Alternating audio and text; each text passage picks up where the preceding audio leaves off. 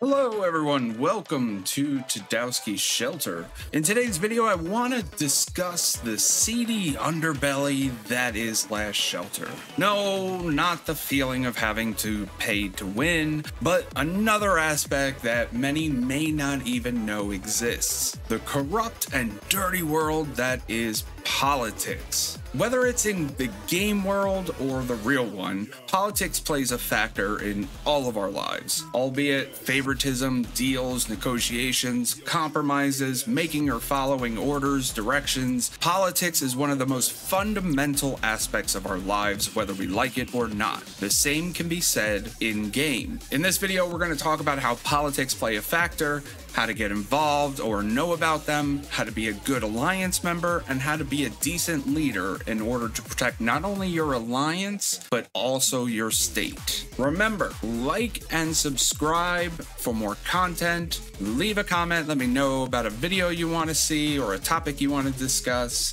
and let's get this going. Let's start off by saying this wasn't the video I was planning to make this week. However, since my alliance migrated to a new state, we dropped in division for Clash of Zones. This now has placed us against newer states that are not as strong as we are, and lately some of them have been calling us bullies. But in our defense, we have been attempting to reach out to no avail. Now, this will fall under the politics of the game and can do a lot of benefit for your alliance, especially when you're faced with an older state that is more established and powerful than you. This can also be beneficial within your own state grouping to help each other out during major events such as Doomsday. Politics can help ensure that your alliance is informed and aware of what is going on, so that they can help cut down on any further issues that may arise from quote-unquote mistakes made.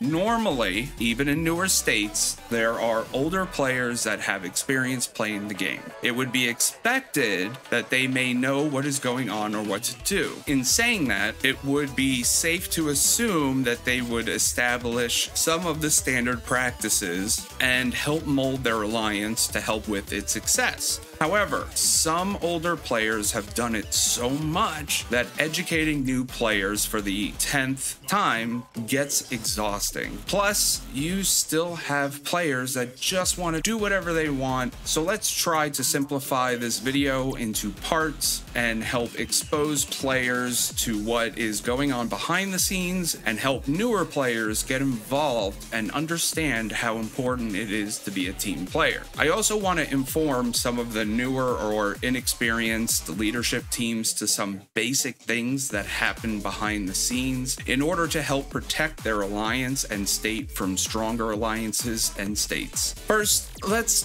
talk about what it means to be part of an alliance. While I understand this is a game, some players take the game more seriously than others. The important thing in the end is that you enjoy playing Last Shelter. When you join an alliance, essentially you are joining a team and you become somewhat of a family. A dysfunctional one, but a family nonetheless. The key is to work together. Will things always go smoothly? No. You will bicker, you'll fight, but the important thing is that you are there to support each other when it is needed. No one should be selfish and act on their own. There is nothing wrong with that gameplay style either. Even pirates can be frustrating to alliances, but they can also be entertaining at the same time. But at some point, a player needs to either join an alliance or you will get left behind.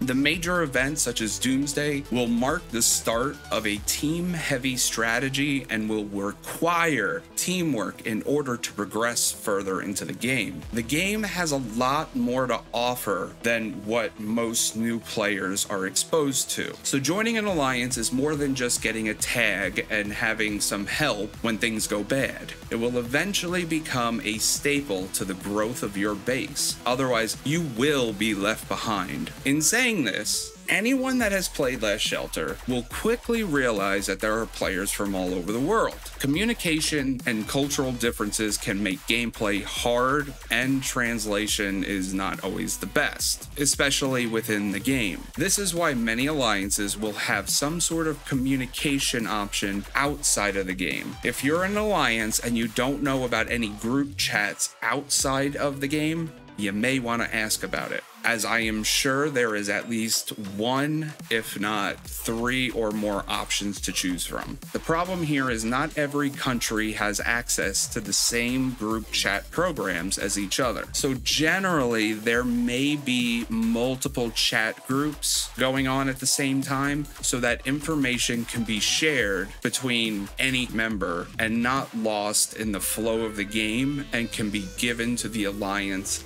as it happens. This will help ensure that members are quickly informed about any major developments and know that those members are seeing them. I'm going to bring up 3 common options for communication outside the game, but realize I am not endorsing them. Not one of these programs is better than another. They all have benefits, they all have drawbacks, but the most common apps are going to be Viber, Line, and Discord. Mainly because those 3 have very good translation abilities and for ease of use for people in various countries around the world. If you enjoy playing the game, these will be very useful to members and leaders, and a lot does get discussed in these places. And it's a good idea for leaders and members to be involved, informed, and sharing information between each other. Now, as for members, a good member stays informed and attempts to follow any negotiations, deals, truces to the best of their ability. You do not need to be constantly dedicated and online all the time, but it is worthwhile to at least scan the information as things may be released. You don't want to be the guy that starts a war because you didn't know that there was a temporary peace deal while something else was sorted out. You don't want to make an entire alliance mad at you because you want to do whatever you want to do. You agreed to be part of a team. Try to be a good team member. Sports teams cannot win championships if you have players doing whatever they want. And that sums up my part on politics for members. The rest of this section I want to gear towards leaders, but this is also good information for members to know so that they are informed about some of the things that the leaders will talk about, and allow members to know how leaders go about things, what is expected of leaders, and just kind of put members in a position to be able to become a leader. So first, I think it's probably more beneficial to discuss 2 common terms that will be regularly used amongst the leadership team. First one is going to be NAP, NAP, or non-aggression policy. This is a common real-world term that has been incorporated into many states to prevent civil wars and ensure some sort of peace between major alliances of a state. Now, NAP comes in many forms. There may be 3 or 5 major alliances in your state, and to prevent each of those alliances from constantly destroying each other all day long, every day, leaders generally agree to enact a NAP 3 or NAP 5 policy, meaning that the top 5 alliances or the top 3 alliances agree not to attack each other, and anyone who violates this policy means that the leadership team must handle this diplomatically. A player who is a victim cannot just go and destroy everyone in that other alliance, and we aren't starting a whole war over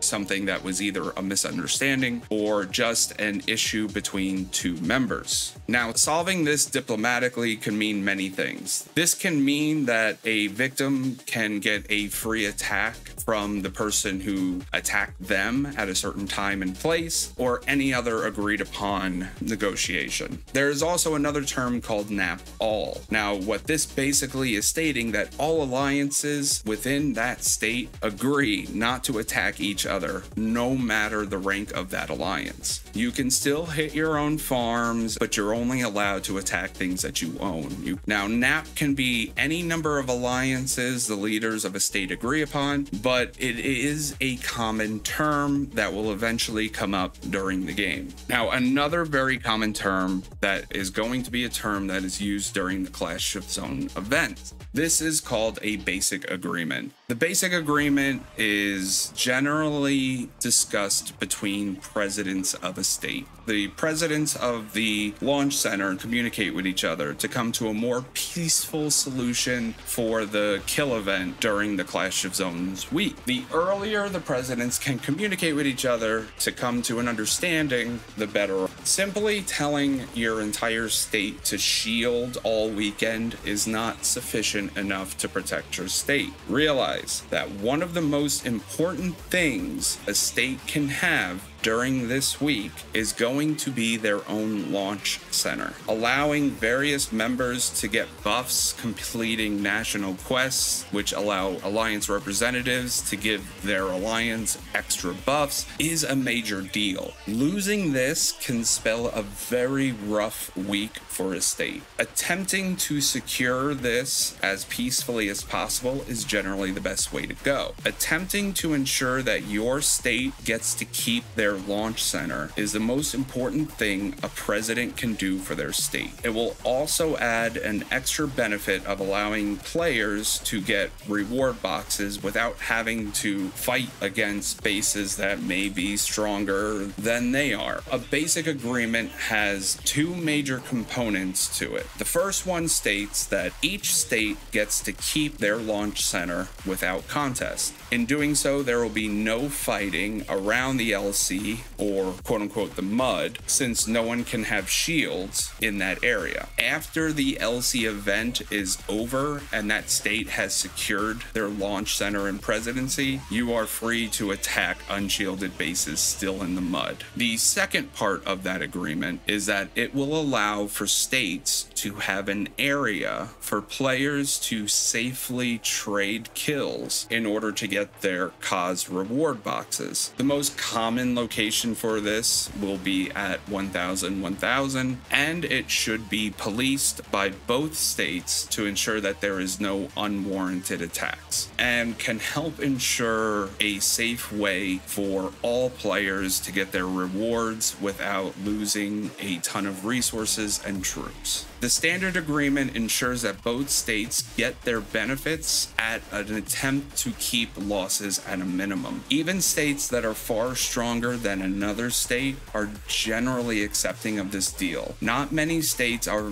bullies, and generally stronger states want to help out the younger states. But this process needs to be initiated by the current presidents as soon as possible and relayed to the members of the state. It is more important for a younger or weaker state to reach out to a stronger state first. One, to show respect, and two, to show that they are attempting to keep their alliance safe. That is generally more respected than a younger state waiting for the stronger state to reach out. Your president needs to reach out first. But this is going to try to attempt to protect your state against people that are stronger than you. Now, this standard agreement does not mean that you are free to not have a shield all weekend. Anyone unshielded during the weekend is still fair game. However, this just ensures that people who are unshielded in the trading area are safe to be unshielded so that they can safely trade troops in order to get their rewards. Like I said, this is just a way to cut down on mayhem and carnage to ensure that your state gets to keep the LC, get those buffs, and allow for players to get their cause rewards without losing tons of troops or completely calling that day a complete wash by not getting any boxes.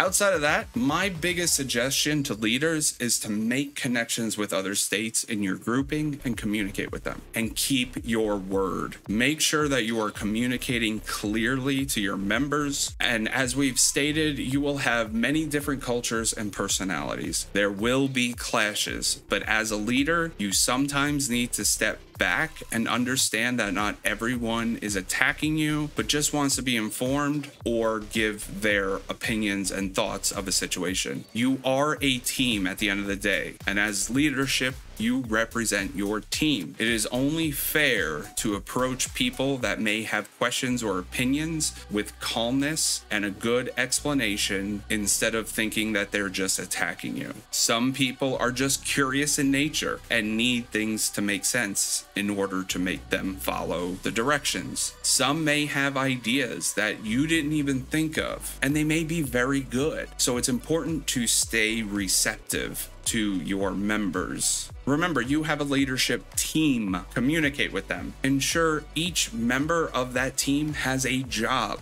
and that each member of that team complement each other. Taking on everything by yourself is a horrible idea for any leader. It will stress you out and it will burn you out. And that is coming from firsthand knowledge. Members also need to realize that some leaders will spend a lot of time outside of the game talking about the game. Members need to realize that leaders will dedicate a lot of their personal time to ensure that their alliance and state is safe and does well. Leaders dedicate a lot of time and energy towards this game, and the more that members realize that this is going on, the more members may follow certain decisions that may be made. Without good leadership dedicating parts of their day to helping keep the peace or ensuring their alliance is protected, strong, informed, etc., will just allow other alliances and states to walk all over you.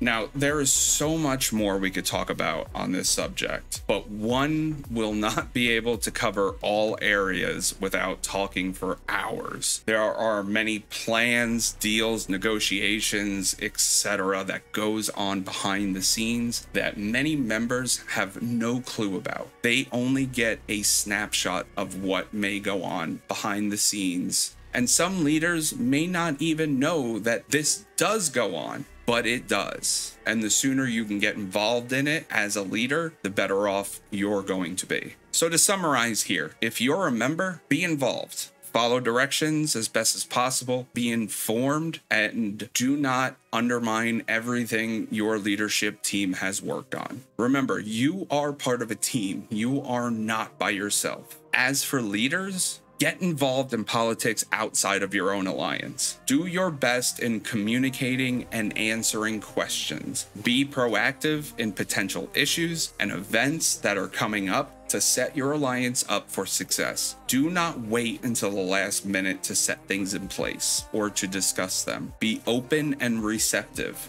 Attempt to fix issues calmly and as peacefully as possible. Ensure that you are doing everything you can to keep your members and state safe. Communicate with other states and alliances. Be fair to your members and try to make every member feel important and strong in the overall plan. Realize that even the weakest player of your alliance has a use, but they need direction and to know that they are seen. And that is a quick summary of what happens in the game outside of the game. It can be overwhelming for a lot of people. It is eye-opening. I know when I learned about this, I was shocked. It can be very stressful for a lot of leaders, but as long as people have a similar goal in mind and they can calmly and easily communicate with each other, then there is nothing that your state cannot accomplish if they put their mind to it. Remember, like and subscribe for more content. Be informed of when lives happen if you want to discuss a certain topic or you want to get some free stuff. Leave a comment for a video idea